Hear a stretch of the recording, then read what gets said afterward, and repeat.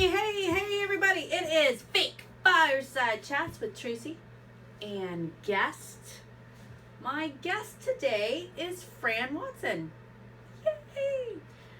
This is actually the second time Fran's been here. She's going to be like a regular. We're just going to have to get her a dog or a puppy or something. Just put her there. Just be like, you don't really have anything to do with dogs, though, do you? No, I have a fake dog. No, yeah. Might work with the Fake Fireside Chats. Fake Fireside Dog. Yeah, it would be awesome. It'll all work out.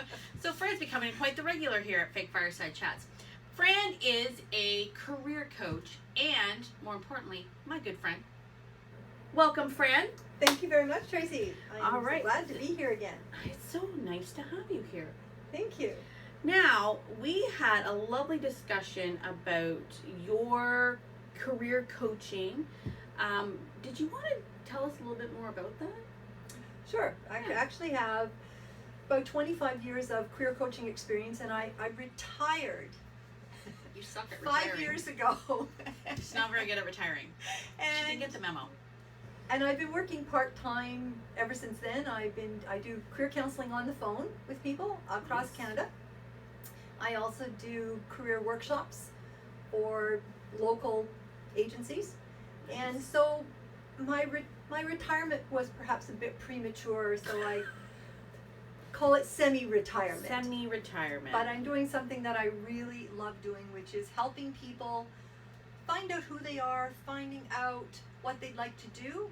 And sometimes it's beginners, people just getting out of school, and sometimes it's people that have a midlife crisis, or all of a sudden they've been downsized. I mean, there's so much restructuring and downsizing now that a lot of people are looking at, where do I go from here? What am I going to do now? Yeah. And that's something that I really enjoy helping people, maybe finding out something about themselves that they weren't aware of. Yeah, and that's amazing. Because we talk about that quite often, that there's no guarantees in life anymore. Absolutely. You know, when we were growing up, the goal was you go and you find yourself a good job, you work there until you retire, you save away with your pension and your retirement plan, and then you retire. Life doesn't work that way anymore. No. And even in the government now, I mean, people have found out that government job, which was supposed to go from, birth till death almost, isn't there. People are losing their government jobs as well. And so many people depend on the company to look after them instead of looking at themselves to look after themselves. And basically doing things that are going to help them succeed. Right. I went back to school, went to university when I was 38. Wow. And I started my degree at that point. I had 4 young children. I was working full time, and my husband had just left. It took me 13 years to get through that, but it's important to do personal growth all the time. I didn't stop in 2000 when I graduated. I continue to do personal growth all the time. Yes. And that's important. That is important. Mm-hmm. Well, that's fantastic. So today, we're actually doing a little bit of a reverse Fake Fireside Chat today. So Fran has come out here as a career coach. She actually wants to interview me. Like, how awesome is that? People want to interview me. I was like, hey, I'm so honored. It's fantastic.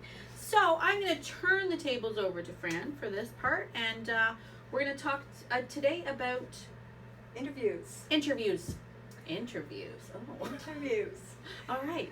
Now, recently you had an ad in the paper looking for someone part-time for Beyond Obedience. It's true. And you got a number of interesting resumes. I remember you telling me. Yes, we already talked about the resumes. Yes, we did. And then from those resumes, how many resumes did you get, by the way? I would say in total, probably 15 to 20. Okay. So out of those, how many did you choose to actually interview?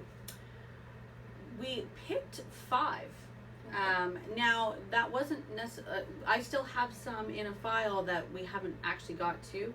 We picked 5 originally because that was all the time we had to set aside to actually do an interview. Mm-hmm. So we started with 5. But I'm not saying that that's, there was only 5 out of the 20. We literally, there's still some there that we have to sift through. So you chose your top 5, basically. Chose my top 5.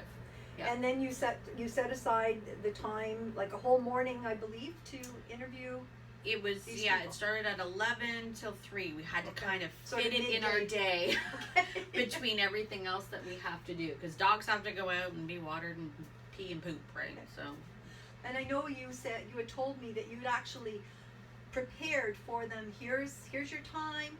Here's how to get here. Because right now, of course, people that live in the area know that you have had a detour for the past year, which makes coming on 2 years now. 2 years. It makes Wow. life very interesting. So you Yes. had given them the directions on which way to take to get I here did. and their time. And I think you said you also told them that they needed to be on time because you only had half Yes. an hour per interview. Yes, yeah. So I sent out the interview times with very detailed how to get here, and also stating that we were going to be doing back-to-back interviews. So it was important that people show up on time. And then I also added a few things like, just so you know, it's muddy. Wear your boots. We won't judge you by your footwear. Don't come in stilettos. It's a dog kennel. Just stuff like that to let to make sure that people knew. And we gave a week's notice on the interview day and time. So how many people showed up? 2. And I say that with a curled lip. 2 people showed up on our big interview day. Very disappointing. And did those other 3 people that didn't show up, did they call you? Did they let you know? And No call, no email. We didn't receive anything. And what was most disappointing about it too is that I did get confirmation back from people after I sent the initial invite. That people said, oh, okay, great, thanks, I'd love to meet you at that time. So it wasn't that there was some miscommunication or the email didn't go out or there was some error. that was my first thing. I'm like, what happened there? Yeah, they were just literally no shows. wow. Yes. How did that make you feel? I'm not gonna lie, there was some cursing and swearing. And the reason why is this is a small business. My husband and I work at it 7 days a week. We don't have weekends, we don't have off days, we don't have time off ever. So to book the time to have people come in for an interview took a lot. We had to reschedule a lot of stuff. I had to get up early to get the dogs out and get them in. We had to do the customer checkouts a little bit differently. We had to block off certain things. We had to tell people that were helping us, don't come in here. We've got certain things. There was a lot of work and preparation that went into that. My husband and I also sat down, and prepared a lot. I mean, I'm sure people think that, when they're going to an interview, they're preparing, like what I'm going to say and how I'm going to. We actually prepared as well. I mean, it was just as important to us to make sure that we were well prepared. So we both, made copies of the resumes. We sat down, we talked about it, we read through them, we made our own notes, we made our own questions. This was not something that we didn't put effort into. We put a lot of effort into it because it's very important to us. And so to have somebody, I mean, if something comes up, I get it, but we didn't even get phone calls. Wow. So it was very disappointing. Now, the 2 people that did come, were they on time? Did they?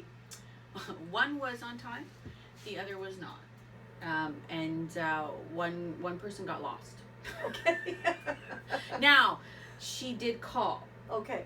She did call and apologize. She was on the other side of Shield, and it's a big gaping hole from the highway now. Yes. Like there's no I can go around the barrier and you would like literally I think plummet into the earth right now. That's what's going on the highway. So That's unfortunately you wicked. do have to go all the way around. So she at least gave us the courtesy of calling us and letting us know that she was going to be late, but it did set everything back. We had set a half an hour for the interview, 10 minutes for a tour if we had time, and then set up for the next person. So it does eat into that time. Yeah. Now, luckily for them, the next person didn't show, so there was no rush there. But that has to be very frustrating for you after having prepared all that time and taken that time out to be able to spend with people.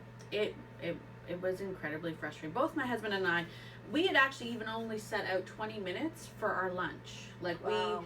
we had run into the house, quickly grabbed a bowl of soup, and we were out here like eating our soup really quickly so that we could again be prepared for the next interview, which also did not show up. Yeah. Like, there are so many other things I could have been doing Mm-hmm. in that time frame. Like, I can't even tell you. It's not like it cut out of my recreational time or my Exactly. private time. It cut out of business time. And not to sound like Donald Trump or anything, but time is money, Yeah. right? Time is money. Sure. So I could have been doing a lot more productive things in that time than literally just sitting here staring out the window going, I wonder if they're here. Yeah. Where are they coming? You know, and I'd say to my husband, check the phone again. Did someone leave us a message? And nope, nothing. Wow. So the two people that did show up, Yep. were you able to find a successful candidate? Well, it was funny because they were completely opposite, which was interesting, and it gave us a very unique perspective on the different variety of people that you can get. I would say, you know, the one candidate was probably overqualified for this kind of job. It's not really in her career path. It's not something that she, you know, that question that we always ask you, where do you see yourself in 5 years? I don't think she would say a dog kennel. You know, like, I don't think she'd be like, I really see myself working here. And that's not to say that she still wouldn't have had an opportunity or job employment here, but it is something to consider, right? When we're talking about, you know, hiring somebody, there's a lot of training that goes involved in this job. I know lots of people don't think that, but there is. And it would be, you know, it's difficult to think that you would spend all the time and energy to train somebody just to have them go, well, that was fun, but this isn't my thing. Yeah. Right?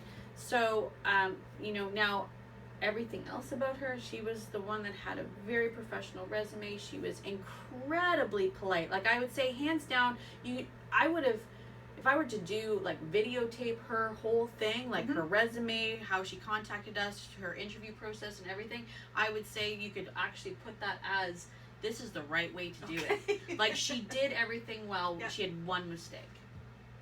One mistake. And what was that one mistake? The one mistake, and I take this from Toastmasters. Okay. Fran and I are both in Toastmasters. So, and there's so much that you can learn from Toastmasters. It's not just about public speaking. It's so much. That's another fireside chat. Seriously, right? So, the one thing, and I say this a lot, and learned it from Toastmasters, know your audience. It's an important thing in communication. Know your audience. I say it all the time. I've said it in passing for people that have said things to me like, oh my gosh, I was so tired because I only had Saturday off and I had to work Sunday. And I'll think to myself, know your audience, man. I work every day. That's not know your audience. So I use it there.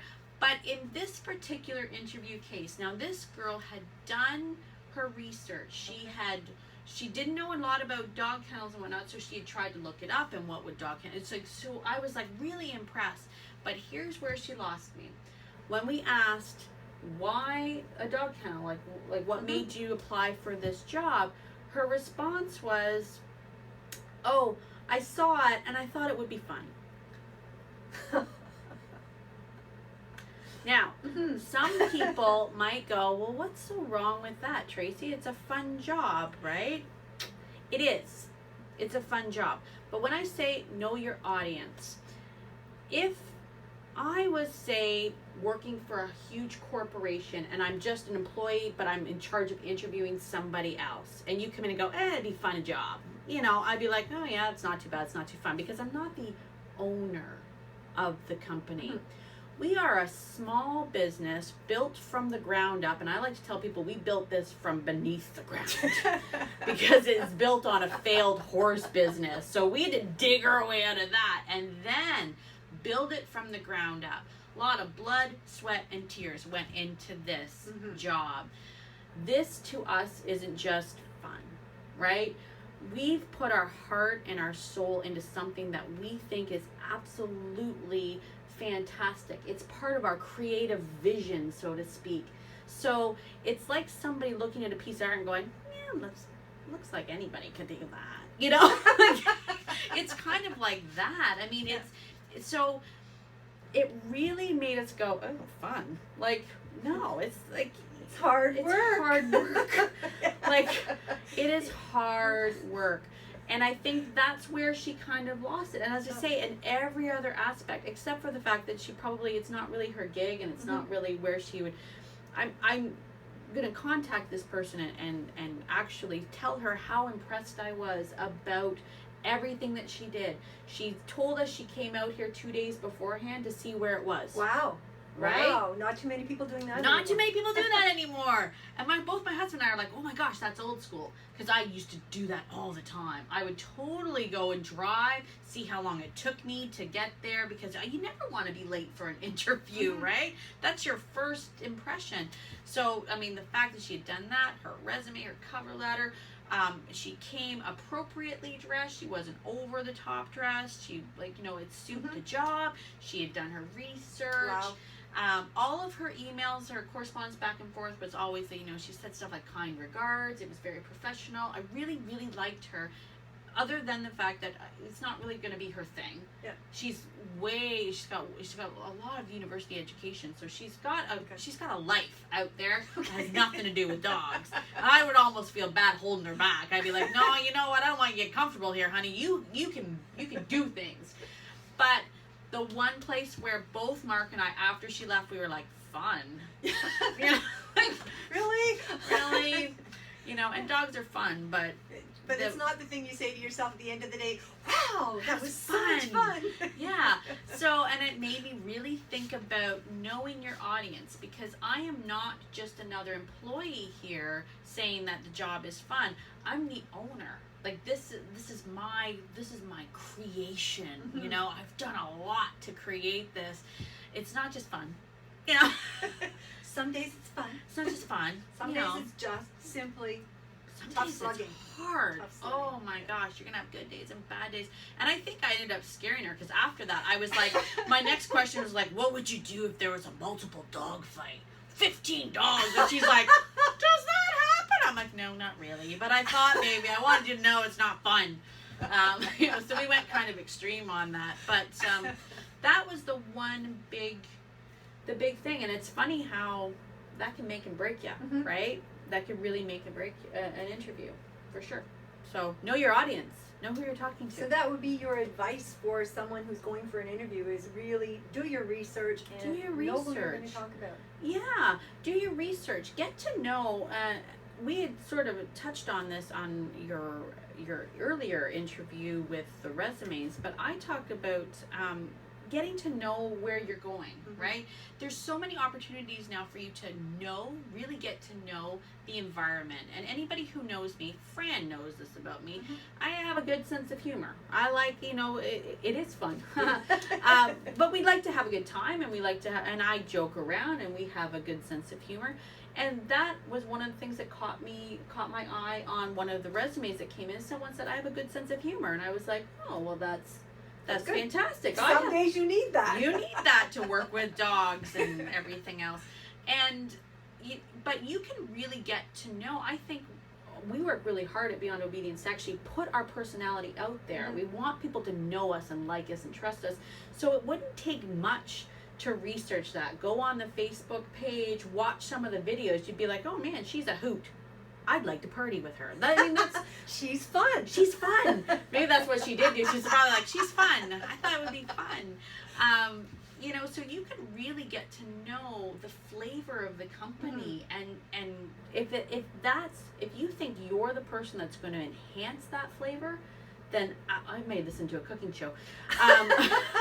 Then, you know, bring that to the interview. But you have to know your audience, know who you're talking to, because I've done interviews for a corporation where it was my job to interview people, and I literally had a list of questions, and I just answered them, and I wrote down people's answers, and it was, you know, we took your resume, and we looked at your answers, and we were like, okay, we kind of chose from there.